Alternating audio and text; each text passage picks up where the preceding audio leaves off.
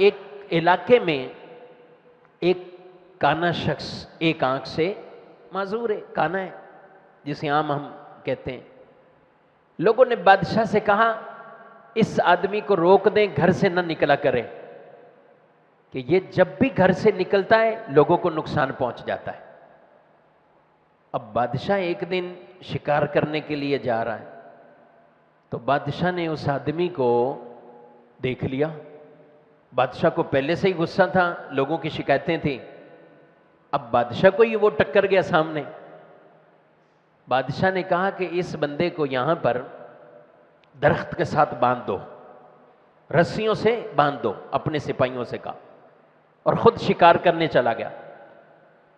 اچھا اس دن شکار بڑا ملا، بادشاہ بڑا راضی، کتنا شکار ہو گیا. اب جب بادشاہ واپسی آ رہا ہے اس آدمی کو دیکھا درخت کے ساتھ بندھا ہوا ہے، تو بادشاہ نے کہا اس بیچارے کو کھول دو، اس کا کیا قصور ہے، آج تو ہمیں اتنا شکار ملا ہے. تو اب جب اسے کھولا گیا تو اس آدمی نے کہا کہ بادشاہ میرا کیا قصور تھا؟ کا قصور تیرا یہ ہے کہ لوگ کہتے ہیں کہ تجھے جو صبح صبح دیکھ لیتا ہے اس کے کام بنتے نہیں ہیں، بگڑ جاتے ہیں. لیکن آج معاملہ الٹ نظر آیا، تو مجھے تو نظر آیا ہے، میں نے باندھ دیا لیکن میرے کام ٹھیک تھے اور بہت زیادہ شکار ملا ہے، تجھے چھوڑ دیا. تو اس نے کہا اگر جان کی امان پاؤں تو میں ایک سوال کرنا چاہتا ہوں بادشاہ.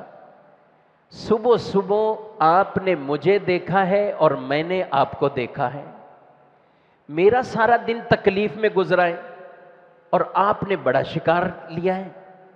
تو اب بتائیے ہم دونوں میں سے کون سا چہرہ منحوس چہرہ ہے؟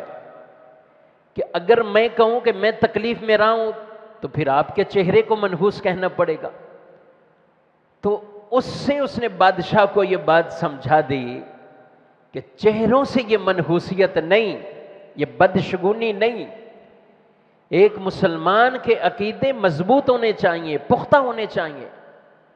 مصیبتیں کس کو نہیں آئیں، اور اللہ کے بڑے بڑے نیک بندوں تک کیا مصیبتوں کے معاملات نہیں آئے، آزمائشیں نہیں آئیں. ابھی محرم گزرا ہے تو ہم یہ واقعات سنتے ہوئے، آزمائشیں بڑی بڑی نہیں. پھر امام الانبیاء یا دیگر نبیوں کے بارے میں اگر واقعات پڑھیں، میرے نبی علیہ السلام تو یہ فرمائیں کہ لوگوں کو ستایا گیا، انبیاء کو بھی ستایا گیا، مگر جتنا مجھے ستایا گیا اتنا کسی اور نبی کو نہیں ستایا گیا، اتنی تکلیف کسی اور نبی کو نہیں پہنچی. تو اس لیے یہ تصورات ہمیں ختم کرنے چاہیے اور ذہنوں سے نکال دینے چاہیے. اللہ پہ توکل کر کے انسان کاروبار کی طرف بڑھے، جو بھی اچھا کام کرنا ہے اس کی طرف آپ بڑھیے. نبی پاک صلی اللہ علیہ وسلم کے بیٹے کا انتقال ہوا، حضرت ابراہیم رضی اللہ تعالیٰ عنہ، اور اس وقت کیا ہوا، آندھی طوفان بارشیں اس طرح کے معاملہ. تو لوگوں نے کہا کہ یہ چونکہ بیٹے کا انتقال ہوا ہے نا اس لیے یہ ہوا ہے. حضور اسلام نے خطبہ دیا، فرمایا یہ کیا سوچ تم بنا کر بیٹھ گئے، یہ اس طرح کی چیزیں ظاہر ہونا کسی کی موت زندگی کی طرف نہیں، اللہ کی طرف سے ہوتا ہے.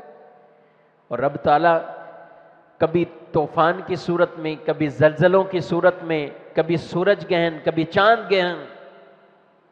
اور اس زمانے میں بھی وہ سورج گرہن لگا تھا کہ جب لوگوں نے اس طرح کی باتیں کرنے لگے. فرمایا یہ اللہ کی نشانیوں میں سے نشانیاں ہیں، اللہ ظاہر کرتا ہے. لوگ ڈریں، خوف کھائیں، اس لیے نہیں ہے کہ ہم اس کو کسی کی موت سے جوڑ دیں یا ہم کسی واقعے کی طرف اسے منسوب کر دیں.